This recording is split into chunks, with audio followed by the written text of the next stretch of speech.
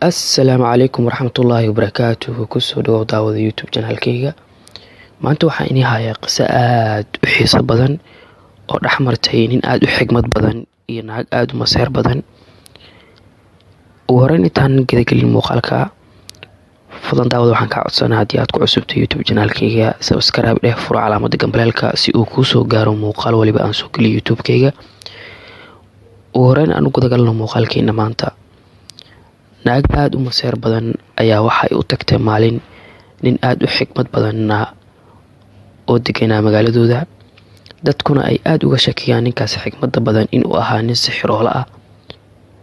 Waxayna u sheegtay in ay rabto inuu u sixiro ninkeeda si uu u jeclaado iyada oo uusan naag kale u jeclaanin. Kadib ninkii xigmadda badnaa ayaa waxa uu si aan ninkaada kuu jeclaysiiyo waa inaad ii keentaa timaha libaaxa hal tin oo ka mid ah. Kadib naagtii ayaa aad u yaabtay, waxa ayna dhahday, ma libaaxa dadka cuna oo dilaaga ah ayaan tintiisa ku keenaa, waaba ka cabsanaa inuu aniga i dilo. Ma jirtaa way kale ama hab aad u fudud ee aad ugu jeclaysiin karto ninkayga? Kadib ninkii xigmadda badnaa ayaa waxa uu dhahay, ma jirto waddo kale aan kugu jeclaysiin karo inaad ii keento hal tin oo libaaxa ma ahane. Kadib aad ayay u fikirtay naagtii, waxayna u tagtay dad ku dheereeya arrimaha xayawaanaadka ee bartay xanaanaha xoolaha, waana ay la tashatay. Waxayna u sheegeen in libaaxa marka uu baahan yahay oo kaliya uu dadka cuno, haddii libaaxa uu dhargana dadka uusan cunaynin. Kadib waxa ay soo gatay hilib aad u fara badan, waxayna tagtay duurka ama kaymaha si ay libaaxa maalin walba wax u siiso.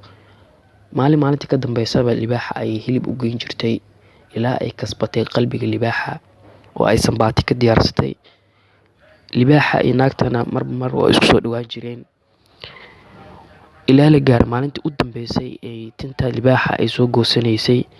Waa ay u soo dhiwaatay libaaxii oo madaxa ayay ka salsalaaxday. Kadib waxa ay ka soo goysay hal tin oo ka mid ah, waxayna u keentay ninka aadka u xigmadda badnaa, waxayna ku tiri waa tanaa tintii. Ninkii xigmadda badnaana aad ayuu ula yaabay naagtii oo waxa uu weydiiyey, sidee ku awooday inaad libaaxaas dadka cunaa aad tintiisa u soo goyso?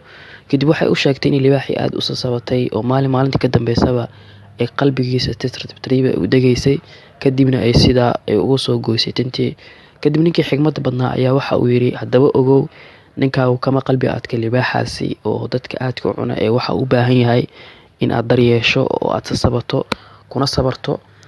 Kadib sidii ayay samaysay naagtii oo maalintii ka dambeysaba ninkeeda aad ayuu u sii jeclaanayay. Intaa ayay ku egtay maanta qisadeena maanta daawade. Haddii aad ka heshay muuqaalka like saar, siina share garee si uu u gaaro asxaab aad u fara badan. Waad ku mahadsantahay.